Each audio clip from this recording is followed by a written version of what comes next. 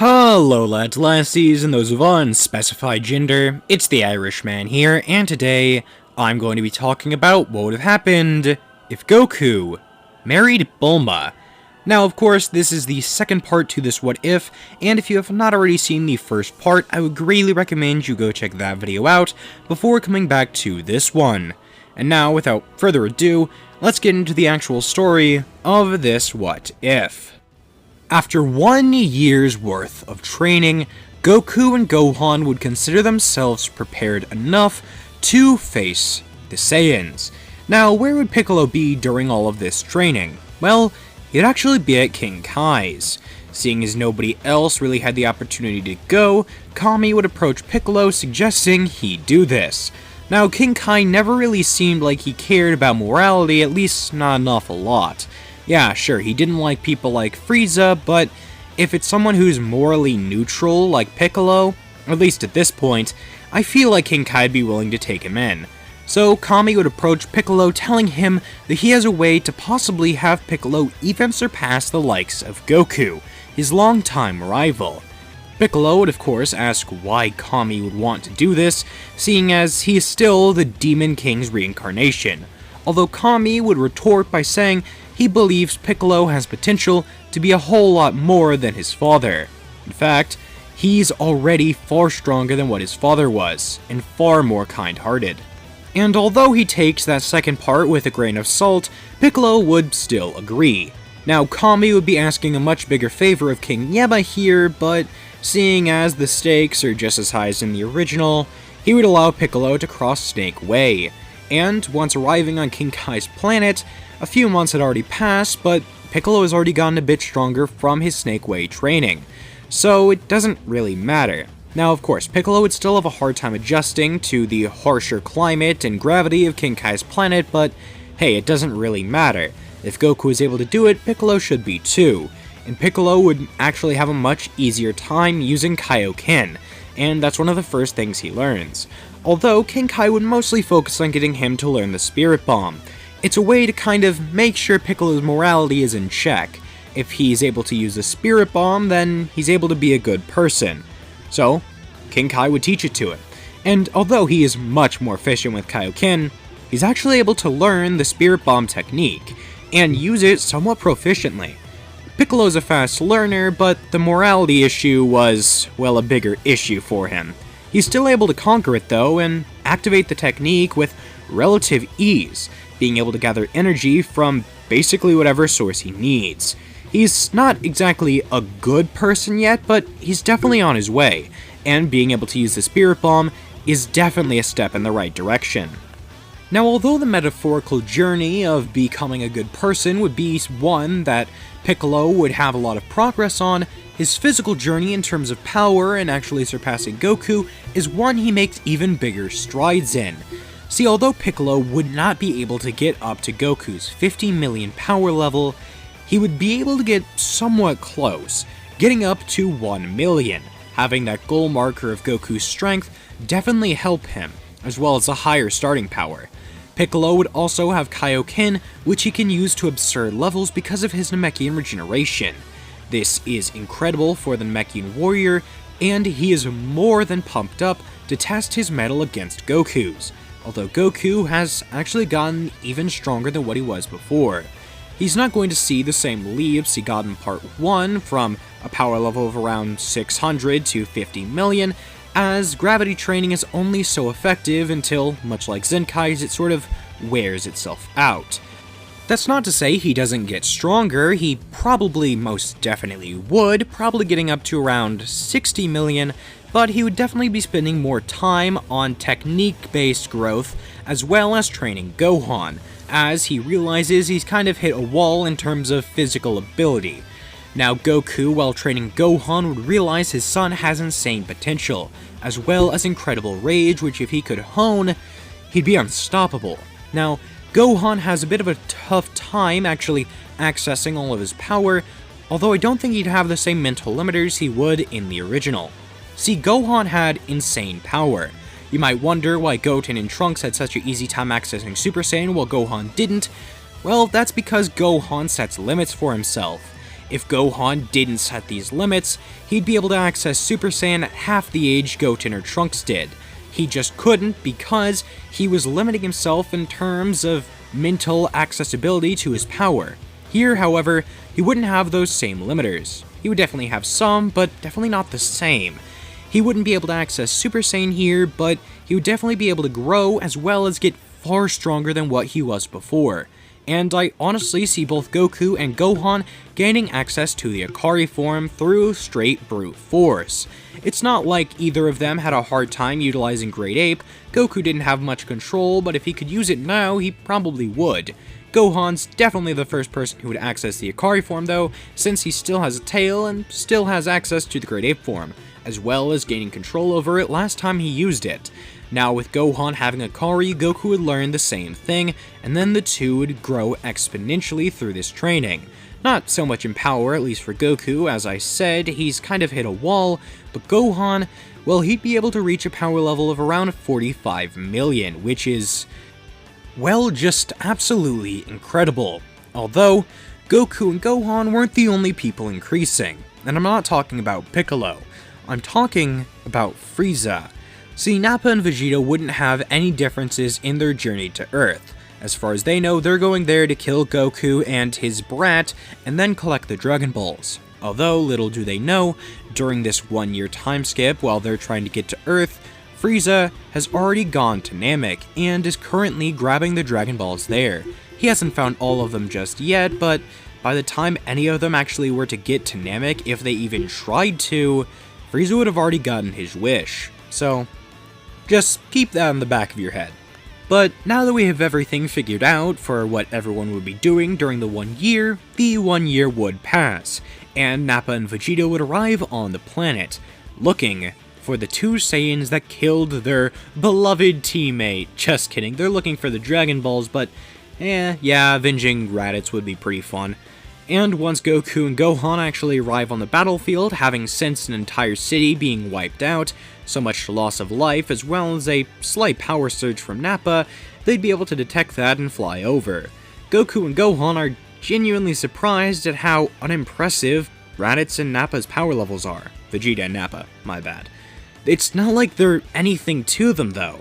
Vegeta might as well be Raditz because no matter how strong the two of them are, at least in their own rights, Goku and Gohan are leagues and leagues ahead.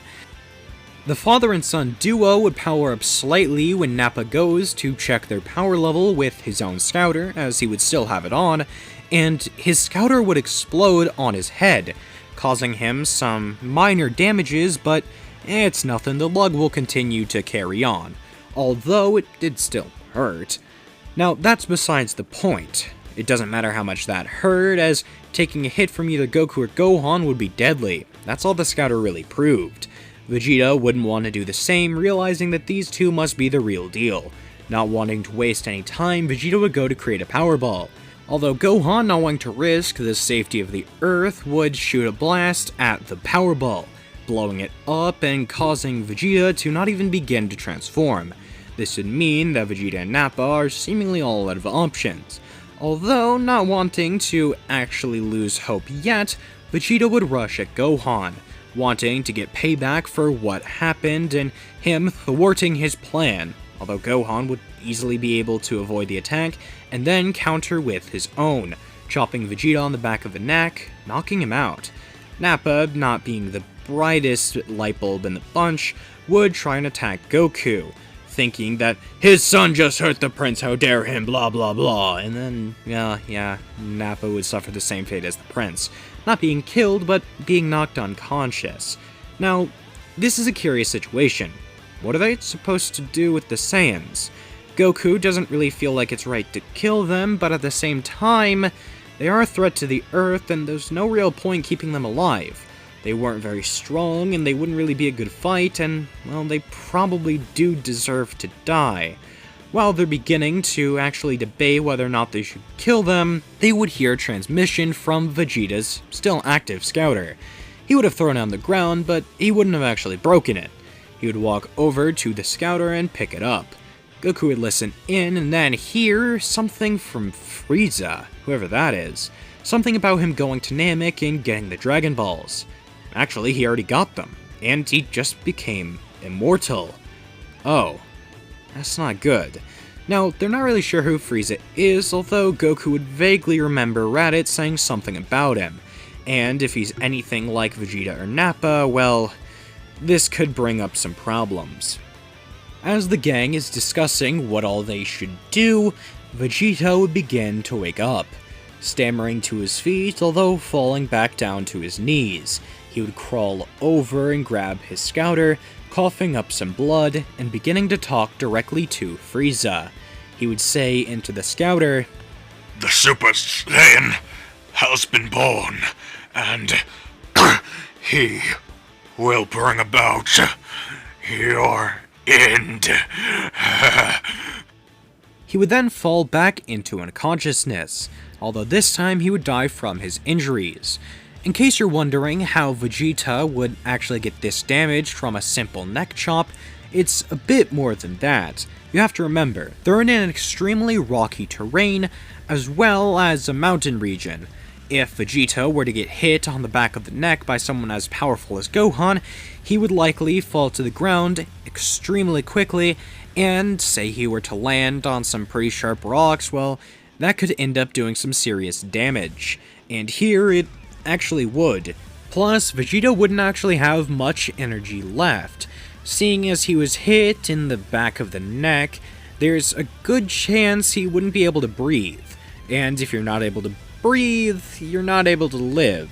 So here, after waking up for a brief moment and actually taking a few breaths, well, he exerted all of his energy and would die from his injuries.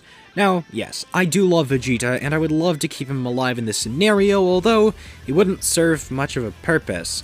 It'd be hard for him to actually climb back through the ranks and get to the level of Goku or Gohan, and I doubt he'd actually be able to. Plus, here, Vegeta wouldn't be able to end up with Bulma, and that would provide a pretty awkward scenario for how he would end up actually serving most of his free time. And if you're wondering if I'll keep Nappa alive, I probably won't. Gohan was weaker than his father, and Raditz, or Nappa, sorry, I still get all these names confused sometimes, would actually be quite a bit weaker than Vegeta. So taking a harder hit and you're a weaker person tends to mean you suffer worse injuries than the person who is stronger than you and was hit by a weaker person, therefore meaning Nappa would die as well. Now, although Goku and Gohan would definitely want to help out the universe and stop Frieza, they don't really think they can. It's not like they have any problem with power or anything, it's just that they don't really have a way to get to Frieza. They don't know where he is or where he's going, and it's likely he has a much faster space travel technology. So there's no real way for them to get to him or track him down. If he comes to Earth, they'll deal with him, but for now, there's no real point trying to seek him out. It's a fruitless venture, and not even one they really want to go on. So what is there left to do? Well, honestly, Goku's main priority at the moment is having a rematch with Piccolo, and his Namekian rival is more than willing enough to oblige him in that request. The two would have an all-out match, Goku in his base form versus Piccolo and Kaioken times 60. And although this is taxing, it's not actually too much for the green guy to deal with. It's actually not too much at all. Although this would be pretty hard for someone with no regeneration to handle, for him, it's nothing really at all. Then Goku would power up into Akari, and then Piccolo would power up into Kaioken times 200. This is a bit much. It's about as much as what Kaioken times 5 would be for Namek Saga Goku, although if you remember, Namek Saga Goku is able to go into Kaioken times 20. So Piccolo would pump it up to Kaioken times 600, although he would only use that in short bursts, as it is extremely physically taxing to his body, much like Kaioken times 20 was for Goku on Namek. And although Goku's higher physical power is enough to give him the edge for a great long while, Piccolo would actually use the Spirit Bomb, something showing his enhanced morality, and from gathering energy from basically everywhere, Piccolo would absorb it into himself, and then go Kaioken times 1000. being enhanced by the power of Spirit Namekian, as well as his insane Kaioken multiplier, Goku would actually be put to his utmost limit, and actually break the Super Saiyan barrier, gaining access to the legendary form. The two of them would then fight on even playing fields until eventually they would both exhaust themselves, falling back into their base forms lying next to each other. Although Piccolo's body is extremely sore and Goku is almost entirely out of energy, the two of them would still muster up the strength to stand up and land a hit that would barely connect on the other's cheek. They would then fall down again and begin to laugh, realizing that they've went from mortal enemies to at least somewhat decent sparring partners, dare I even say friends. And that's where we're going to be ending things for today. I hope you enjoyed watching this as I certainly enjoyed making it, and if you could, please like the video, subscribe to the page, and hit the notification bell. That way you're notified whenever I release any new videos. That would be very much appreciated. Thank you all so very much for watching. This is, always has been, and always will be the Irishman. Talk to you later. Bye.